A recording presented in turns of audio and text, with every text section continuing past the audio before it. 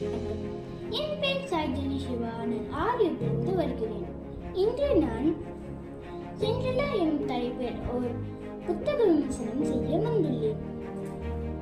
Cinderella என்பது ஒரு உன்னதமான தேவதை கதையாகும். பல நூற்றாண்டுகள் கழித்து பல்வேறு மொழிகளில் மறுவடிவம் செய்யப்பட்டாலும் இக்கதையின் அடிப்படை கருத்து நம் மனதை கவர்கிறது. இக்கதையின் எழுத்தாளர் திரு சார்லஸ் ட்ரம்பட். இவர் இக்கதையை 1697 எழுதியுள்ளார். தாய் இல்லாத சிண்ட்ரெல்லா தனது சிற்றனை மற்றும் 2 மகள்களின் கொடுமைக்கு ஆளாகிறார். தினமும் வீட்டில் வேலைக்காரியாக நடத்தப்படும் அவள் ஒரு நாள் அரண்மனை நடன விருந்துக்கு செல்ல ஆசை பிறக்கிறது. தனது தேவதை பாட்டி ஃபேரி காட்மாதர் உதவியுடன் ஒரு அழகான இளவரசியாக மாறி விருந்துக்கு செல்கிறாள்.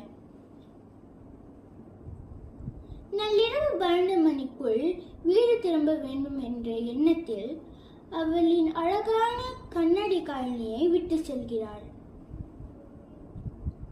அந்த உன்னதமான கண்ணாடி காலனியை கொண்டு இளவரசன் எப்படி அவளை கண்டுபிடிப்பதுதான் மீதி கதை.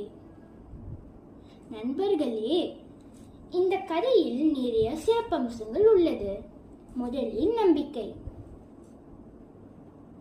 எந்த கஷ்டங்கள் வந்தாலும் நல்லவர்களுக்கு நல்லதே நடப்புவது இக்கதையை நேர்மையாக விளக்குகிறது. இரண்டாவதாக மேஜிக். இக்கதையில் நிறைய மேஜிக் என்ற சிறப்பம்சங்கள் உள்ளது. பூசணிக்காய் ரதமாகவும் எலிகள் குதிரையாகவும் மாறியிருப்பது குழந்தைகளின் கற்பனை ஆற்றலை தூண்டுகிறது. இறுதியாக நீதி.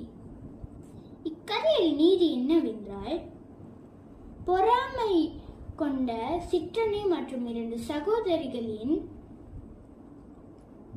இறுதியில் தோல்வியடைகின்றனர். பெருமை அடைந்த சிண்ட்ரெல்லா இறுதியில் வெற்றி பெறுகிறாள். நன்றி.